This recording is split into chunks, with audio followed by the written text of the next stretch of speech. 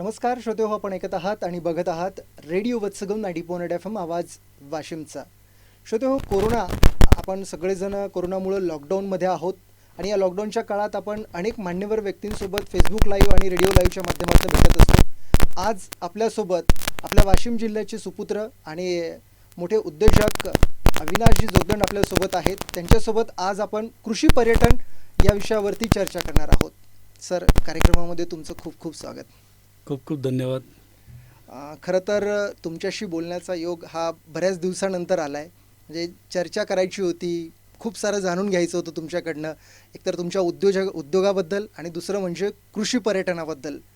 तर त्याविषयी आज चर्चा करण्याचा योग आला. पुन्हा एकदा आपल्या सगळ्या श्रोत्यांना सांगू इच्छितो की आपल्या वाशिम जिल्ह्यातील मालेगाव तालुक्यामधलं आमखेडा हे एक छोटंसं गाव आणि या छोट्या गावामध्ये अहिंसा तीर्थ आणि तिथे भूमी कृषी पर्यटन म्हणून अविनाश भाऊंनी 2007-06 साली सुरू केलं होतं आणि तेव्हापासून आज ते बहरत आहे.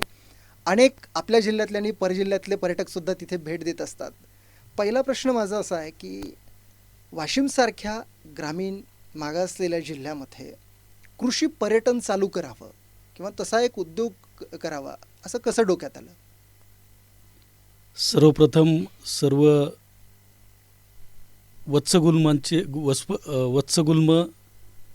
सिटी किंवा रेडिओ, तर ह्याचे जे काही श्रोते आहेत तर त्यांना माझा मनापासून नमस्कार. वत्सगुल्मची जी टीम आहे त्यांना माझा मनापासून नमस्कार. अशा या सगळ्या वातावरणामध्ये सुद्धा आपण सगळेजण एवढे ॲक्टिवली चांगल्या गोष्टी तुम्ही श्रोत्यांपर्यंत पोहोचवता, त्याबद्दल मनापासून आपले धन्यवाद. मला ह्या कार्यक्रमासाठी इथे बोलावलं त्याबद्दल परत आपले एकदा मी धन्यवाद मानतो. खरं तर आमखेडा हे जे गाव आहे हे अतिशय दुर्गम, तालुक्यापासनं जवळजवळ 11 किलोमीटर, जिल्ह्यापासनं 16 किलोमीटर आणि कुठलाही आत्तापर्यंत तिथे रोड किंवा अप्रोच नव्हता. अशा गावामध्ये पर्यटन किंवा कृषी पर्यटन किंवा आणखी अशी काही ॲक्टिव्हिटी करणं खरंच हा एक खूप मोठा ॲडव्हेंचर होतं असं म्हणायला पाहिजे. धाडसी निर्णय होता. खरं तर 91-92मध्ये मी पुण्याला गेलो आणि पुण्याला गेल्यानंतर जे काही सगळं बघितलं आणि त्याच्यामधनं असं वाटलं की कुठेतरी आपल्याला आपल्या गावाशी, आपल्या तालुक्याशी, आपल्या जिल्ह्याशी ह्या सगळ्या गोष्टी कशा होतील. मग त्या इंडस्ट्रियल डेव्हलपमेंट असू देत, ॲग्रिकल्चर डेव्हलपमेंट असू देत, की जेणेकरून आपल्या जिल्ह्याचा किंवा आपल्या इथल्या प्रत्येक व्यक्तीचा विकास कसा होईल. आणि ऑफकोर्स शेतकरी कुटुंबामध्ये जन्माला आलेलो आणि कुठेतरी ती एक भूक म्हणा किंवा ती आग मनामध्ये होती की आपल्याला आपल्या गावासाठी, आपल्या जिल्ह्यासाठी, आपल्या लोकांसाठी काहीतरी करायला पाहिजे. आणि हे सगळं करत असताना 2004-05मध्ये कृषी पर्यटनाचे जे फादर ज्याला म्हणतो आपण किंवा ज्यांनी भारतामध्ये ही संकल्पना आणली असे माननीय पांडुरंगजी तावरे साहेब ह्यांची आणि माझी भेट झाली. खरं तर त्या व्यक्तीचं थोडंसं बॅकग्राऊंड सांगायचं म्हणजे अतिशय चांगल्या नोकरीवर ते होते. 93मध्ये त्यांना नोकरी लागली आणि 2001-02मध्ये त्यांनी नोकरी सोडली. त्यावेळेला त्यांना काहीतरी 75,000 वगैरे पगार होता आणि ते सुद्धा माझ्यासारखेच शेतकरी कुटुंबामध्ये जन्मलेले, लहानपणापासून शेती, शेतकरी, त्याचे सगळे व्याप, ह्या सगळ्या गोष्टी बघत आहेत. आणि शेतीला काहीतरी पूरक एक व्यवसाय असावा, शेतकऱ्याच्या उत्पन्नामध्ये काहीतरी एक भर असावी. तर त्या अनुषंगाने मग त्यांनी ह्याच्यावर विचार केला आणि कृषीला पर्यटनासोबत जोडलं. तर कृषी आणि कृषी पर्यटन असा तो संकल्प त्यांनी डोक्यात घेतला आणि त्यांनी मग ती सुरुवात 2004-05मध्ये बारामती इथे त्यांनी सुरुवात केली. खरं तर पांडुरंग तावरे साहेबांचे खूप खूप आभार मानायला पाहिजे की त्या व्यक्तीने या विषयासाठी स्वतःला पूर्ण झोकून दिलेलं आहे.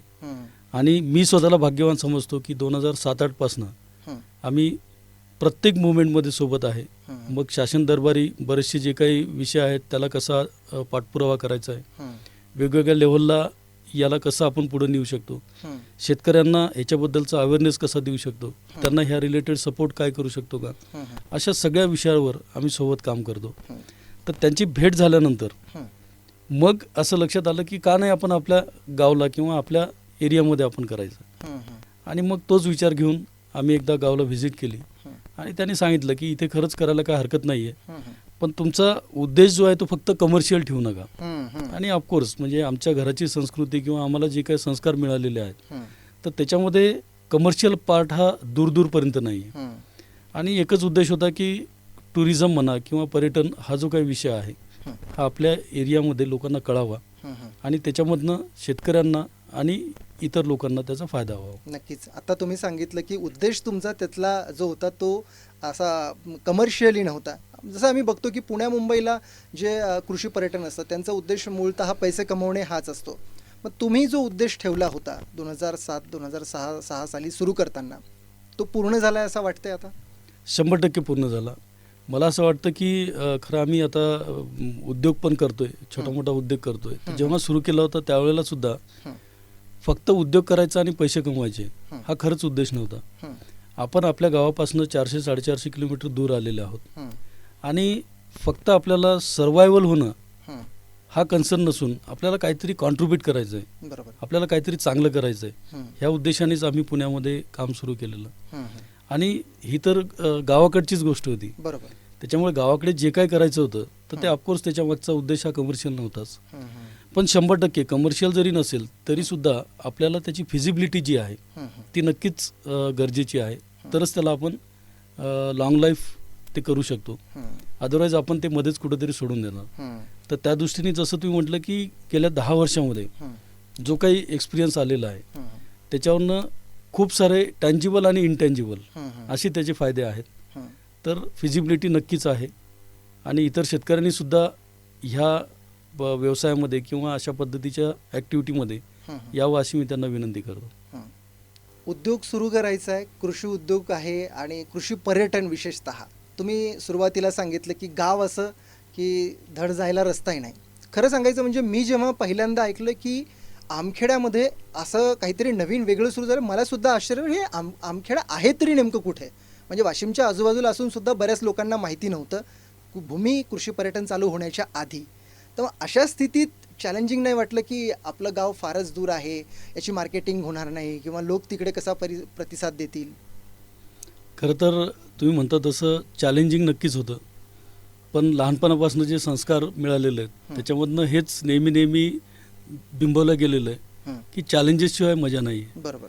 तर प्रत्येक गोष्टीमध्ये चॅलेंजेस आहेत, हं, पण चॅलेंजेस बरोबर तुम्हाला ऑपॉर्च्युनिटीज पण आहेत. हं, हं, फक्त तुम्ही त्याला त्या पद्धतीने बघणं गरजेचं आहे. हं, आणि खरोखर म्हणजे मला सांगायला खूप आनंद वाटतो हं, की जी काही आज आमची सामाजिक डेव्हलपमेंट असेल हं, किंवा फार्मिंग रिलेटेड डेव्हलपमेंट असेल हं, हं, किंवा आणखी ज्या काही गोष्टीची डेव्हलपमेंट आहे हं.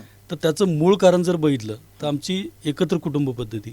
बरोबर. एकत्रित कुटुंब पद्धती असल्यामुळे आम्ही तिथे ॲग्री टुरिझम हे चालू करू शकलो हं, हं, आणि ॲग्री टुरिझममुळे खूप चांगल्या गोष्टी ज्या आहेत त्या तिथे व्हायला लागल्या. हं, हं, कारण ॲग्री टुरिझमच्या माध्यमातून हं, सामाजिक क्षेत्रामधली, हं, त्याच्यानंतर ब्युरोक्रेसीमधली, हं. त्याचबरोबर पॉलिटिक्स अशा वेगवेगळ्या क्षेत्रातली लोक तिथे यायला लागली हो. आणि तिथे आल्यानंतर मग नक्कीच त्यांच्यासोबतची कनेक्टिव्हिटी जी आहे ती वाढली हं, हं, आणि त्याच्यामधनं जे काय आहे ते वेगवेगळ्या पद्धतीच्या आपण ॲक्टिव्हिटीज तिथे सुरू करू शकलो. हं.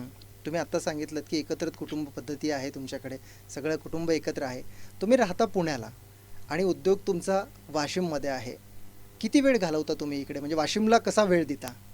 मी खरं तर महिन्यातनं एक 7 दिवस तरी मिनिमम इथे राहण्याचा प्रयत्न करतो हं, हं. आणि दर महिन्याला 7 दिवस इथे राहतो मी क्या बात. मिनिमम. हं, हं, मग कधी 15 दिवस, कधी 20 दिवस, हं. It's depend.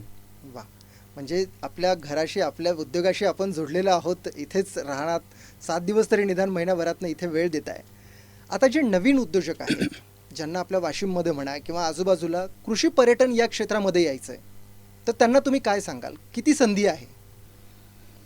खरं तर आत्ता कृषी पर्यटन असेल किंवा शेतीच्या रिलेटेड आणि गावाच्या रिलेटेड एवढ्या संधी आहेत की त्याला काही लिमिट नाही आहे. हं, हं, पर्टिक्युलरली कृषी पर्यटनाच्या बाबतीत जर सांगायचं झालं हं, तर मला असं वाटतं की प्रत्येक गावामध्ये कृषी पर्यटन म्हणा किंवा पर्यटनासाठीचं वातावरण हं, ऑलरेडी आहे. हं, कारण आपण ज्या देशामध्ये राहतो हं, त्या देशाची जी समृद्धी आहे हं. तर ती खूप खूप मोठ्या प्रमाणावर आहे. बरोबर. आपण खूप समृद्ध आहे निसर्गाच्या दृष्टीने. हं, हं, आपल्याकडे प्रत्येक गावामध्ये काही ना काहीतरी चांगलं एखादी वास्तू असेल, हं, एखादं मंदिर असेल, हं, एखादं जुनं झाड असेल, हं, एखादा डोंगर असेल छोटासा, एखादी नदी असेल. हं, हं, तर ही प्रत्येक गोष्ट जी आहे ही पर्यटनासाठी महत्त्वाची. हं, हं, आणि प्रत्येक तालुक्यामध्ये 2 कृषी पर्यटन केंद्र जरी आपल्या जिल्ह्यामध्ये झाले तरीसुद्धा खूप चांगल्या पद्धतीने ते पर्यटन केंद्र चालू होऊ शकतात आणि ते शेतकऱ्याला चांगलं उत्पन्न देऊ शकतात असं मला वाटतं. नक्कीच.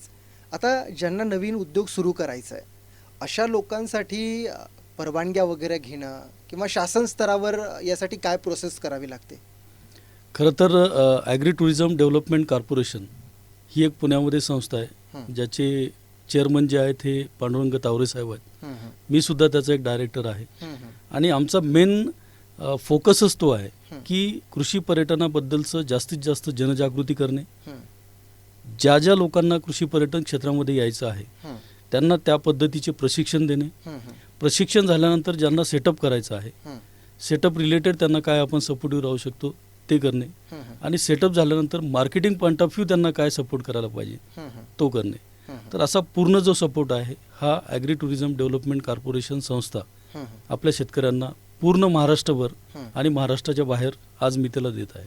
जसं इतर उद्योगांना आम्ही बघतो की शासन मदत करत असतं, आर्थिक मदत सुद्धा करत असतं, तसं कृषी पर्यटनाच्या बाबतीत होतं का? गेल्या 13-14 वर्षापासून आम्ही शासनाच्या मागे आहे की शेतकऱ्यांना कृषी पर्यटन चालू करण्यासाठी तुम्ही विविध सपोर्ट असायला पाहिजे आणि त्याची जवळजवळ आम्ही पाठपुरवठा प्रत्येक लेव्हलला करतोय. अजून तरी अशा स्पेसिफिक कृषी पर्यटनासाठी म्हणून कुठल्या योजना नाही आहेत, पण नक्कीच शेतीला ज्या काही योजना आहेत मग तिथे तुम्हाला छोटंसं घर बांधायचं असेल, तिथे जर तुम्हाला काही पॉली हाऊस ग्रीन हाऊस करायचं असेल, तुम्हाला तिथे पशुसंवर्धन करायचं असेल, तिथे तुम्हाला गांडूळ खत प्रक्रिया किंवा फळ प्रक्रिया केंद्र काही उभारायचं असेल तर या सगळ्या गोष्टीसाठीच्या ज्या काही शासनाच्या स्कीम्स आहेत त्या नक्कीच तो कृषी पर्यटन चालक जो आहे तर तो घेऊ शकतो. त्याच्या व्यतिरिक्त कॉपरेटिव्ह बँकांकडनं बऱ्याचशा ह्याला बँकिंग सपोर्ट मिळालेला आहे. सातारा असेल, पुणा असेल, सांगली असेल तर त्या जिल्ह्यांमध्ये बऱ्यापैकी शेतकऱ्यांनी बँकेकडनं अर्थसहाय्य घेतलेलं आहे. नाबार्डकडनं त्याला काही सपोर्ट आहे. तर आणखी बराचसा सपोर्ट जो आहे तो मिळण्यासाठी आम्ही प्रयत्न करतो आहे. मला कृषी पर्यटनासाठी वळायचं आहे किंवा मला तो सुरू करायचा उद्योग, तर बेसिक रिक्वायरमेंट काय असायला पाहिजे की माझी जमीन नेमकी कशी असायला हवी, त्यामध्ये काय असायला हवं, काय सांगाल? सगळ्यात पहिले तर माझ्या शेतीबद्दल, माझ्या गावाबद्दल, माझ्या कुटुंबाबद्दल अतिशय आदर आणि प्रेम असायला पाहिजे. ही बेसिक रिक्वायरमेंट आहे. बरोबर. ती असेल तर आपल्याकडे जे अवेलेबल आहे, माझ्या शेतामध्ये 2 झाडं आहेत, माझ्या शेतामध्ये एक छोटंसं एक झोपडी आहे, माझ्या शेतामध्ये एक बाज आहे, त्याच्यापासून सुद्धा आपण कृषी पर्यटन केंद्र चालू करू शकतो. खरं तर कुठलाही व्यवसाय म्हटलं की प्रत्येकाच्या डोक्यामध्ये येतं की भली मोठी इन्व्हेस्टमेंट. बरोबर. सगळ्यात पहिले मनात येतं की मला तिथं खूप सारे पैसे लावायला लागणार आहेत. दुसरी गोष्ट येते की माझ्या वाडवडिलांनी म्हणा किंवा आमच्या कुठल्या 10 पिढ्यांमध्ये कोणी व्यवसाय केलेला नाही आहे आणि बोलतानाच आपण असं बोलतो की व्यवसायामध्ये कशाला पडायचं, म्हणजे सुरुवातच तुमची पडण्यापासून आहे. तर माझी नम्र विनंती आहे फक्त कृषी पर्यटनच नाही तर ओव्हरऑल युवकांना किंवा सगळ्यांना की कुठलाही व्यवसाय जो आहे तो तुम्ही 100% करू शकता. तुमच्यामध्ये जर जिद्द असेल, तुम्हाला जर खरंच काहीतरी चांगलं करायचं असेल तर प्रत्येक जण हा व्यवसाय करू शकतो. नक्कीच. आणि त्यासाठी कुठलीही इन्व्हेस्टमेंट खऱ्या अर्थाने खरंच लागत नाही आहे. थोडंसं तुम्हाला त्याला त्या पद्धतीने जर बघितलं तर खरंच पैसा हा सेकंडरी पार्ट आहे. त्याच्या आधी तुमचा मनाचा निश्चय, तुम्ही कशा पद्धतीने त्या उद्योगाकडे किंवा त्या व्यवसायाकडे बघता हे खूप महत्त्वाचं आहे. नक्कीच. कृषी पर्यटनामध्ये दुसरा मला एक सांगायचा विषय असा वाटतो की आपल्या रक्तामध्येच आदरातिथ्य आहे. पर्यटन म्हटलं की तिथे सगळ्यात महत्त्वाचा विषय तो आदरातिथ्य. एखाद्या वेळेला तुमच्या तिथल्या ज्या काही फॅसिलिटी आहेत त्या थोड्याफार कमी जास्त असल्या तर एवढा फरक पडणार नाही आहे, पण मात्र तुम्ही जो कोणी तिथे गेस्ट येतो, जो कोणी तिथं पर्यटक येतो त्याला तुम्ही चांगलं बोलणं, त्यासोबत चांगल्या पद्धतीने त्याला वेलकम करणं हे खूप महत्त्वाचं आहे. आणि आपल्या संस्कृतीमध्ये अतिथी देवो भव हा आपला मुख्य मंत्रच आपल्याला दिलेला आहे. त्याच्यामुळं मला असं वाटतं की असा कुठलाच शेतकरी नाही आहे की जो शेतकरी कृषी पर्यटन हा व्यवसाय करू शकत नाही. नक्कीच. तुम्ही सांगितलं रिक्वायरमेंट काय असायला हवं ते फार महत्त्वाचं आहे. सध्या भूमी कृषी पर्यटन या केंद्राला ज्यांनी भेट दिली नाही, आता असं कोणी नसेल आपल्या वाशिममधला एखादा की ज्याला पर्यटनाची आवड आहे तो तिथे जाणार नाही, पण तरीसुद्धा ज्या लोकांनी अजून पाहिलं नाही त्यांना काय सांगाल, काय काय आहे सध्या तिथे, काय ते पाहू शकतात, ते काय अनुभवू शकतात तिथे? खरं तर वाशिम जिल्हा जसं तुम्ही सांगितलं की एवढा दुर्गम भाग आणि आमखेडा ह्या सगळ्या गोष्टी, तर तिथे आम्ही काय केलं आहे की सगळ्यात महत्त्वाचं की कुटुंब. तर एक कुटुंब जर तिथे आलं तर कुटुंबाच्या दृष्टीने त्यांना एक चांगला वेळ कसा जाईल त्याच्यावर फोकस केलेला आहे. दुसरा जो आहे की लहान मुलं की जे शाळेमध्ये किंवा हायस्कूलमध्ये आहेत, त्यांना आपल्याला चांगल्या पद्धतीने काय देता येईल त्याचा विचार केलेला आहे. त्याच्याबरोबर जे शेतकरी आहेत, तर शेतकऱ्यांना त्यांच्या शेतामध्ये काय चांगल्या गोष्टी करता येतील त्याच्याबद्दलच्या काही ॲक्टिव्हिटीज आहेत. आणि जे काही प्रोफेशनल्स आहेत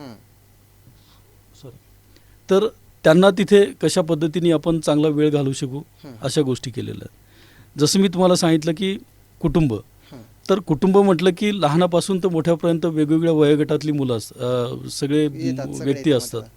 तर लहान मुलांना तिथे जे काही आपले सांस्कृतिक खेळ आहेत की जे त्यांनी कधी बघितलेलेच नाही आहेत, तर ते आम्ही तिथे देतो. की जसं विटी दांडू आहे, लगोरी आहे, झाडावरचे झोपाळे आहेत. तर अशा याच्यामध्ये मुलं खूप रममाण होतात. तिथे जे काही युवक आहेत तर युवकांसाठी तिथे रेन डान्स आहे, स्विमिंग आहे. स्विमिंग म्हणजे स्विमिंग पूल नाही आहे, पण तिथे वॉटर स्टोरेज केलेलं आहे आणि तेच पाणी नंतर आम्ही झाडांना वापरतो. तर अशा पद्धतीचं तिथे ह्या सगळ्या गोष्टी आहेत. त्याच्याबरोबरच बैलगाडीची सफर आहे, ट्रॅक्टरची सफर आहे. त्याच्यानंतर वेगवेगळे जे काही ॲडव्हेंचरस स्पोर्ट्समधले काही गोष्टी तिथे आम्ही केलेल्या आहेत. इनडोअर काही गेम्स आहेत की ज्याच्यामध्ये तुम्ही लंगडी खेळू शकता किंवा बैठे कॅरम खेळू शकता. अशा काही छोट्या मोठ्या ॲक्टिव्हिटीज आहेत. आणि सगळ्यात महत्त्वाचं म्हणजे निसर्गासोबत राहण्यासाठीचं जे मेकॅनिझम आहे तर ते तिथे आम्ही तयार केलेलं आहे. क्या बात आहे. सध्या फोटोग्राफीचं फार फॅड आलं आहे, प्रत्येकाला फोटोग्राफी करायची असते. काय सुविधा वगैरे पुरवता तुम्ही जर एखाद्या फोटोग्राफरला तिथे जायचं असेल, शूट करायचं असेल कुणाला, तर काय सुविधा तिथे असते? नक्कीच. जर स्वतःचा जर फोटो काढायचा असेल तर सेल्फी पॉईंट तिथे आहेत.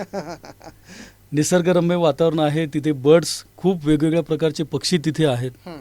तुम्हाला 125 वर्षाचं आंब्याचं झाड तुम्हाला तिथे दिसेल. त्याचा बुंदा जवळजवळ 1.5 मीटर त्या बुंद्याची लेंथ आहे, जाडी आहे.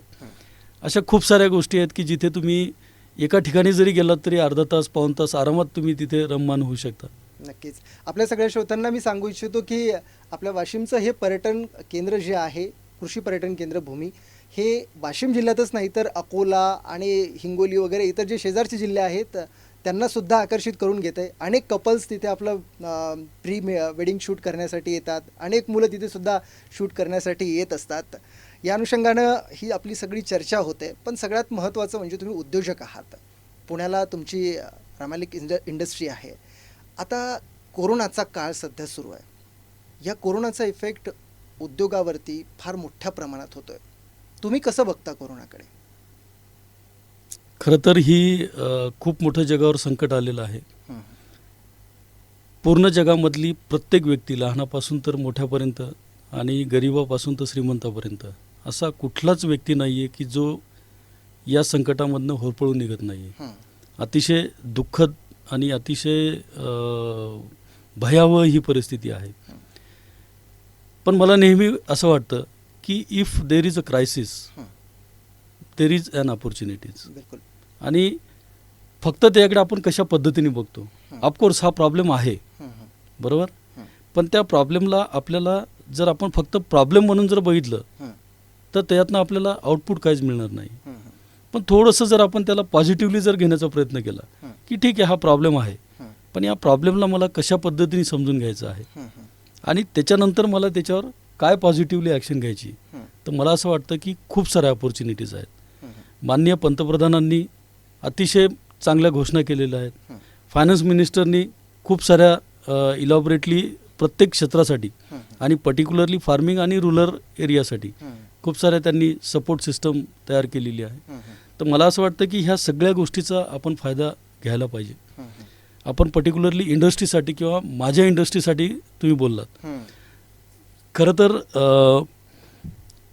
आमचं जे काय फील्ड आहे तर त्याच्यामध्ये आम्ही इलेक्ट्रिकलच्या ज्या ट्रान्समिशन लाईन्स असतात त्याचं इरेक्शन आणि मेंटेनन्सची कामं करतो आणि ऑलमोस्ट ऑल ओव्हर इंडियामध्ये आमची कामं चालू आहेत.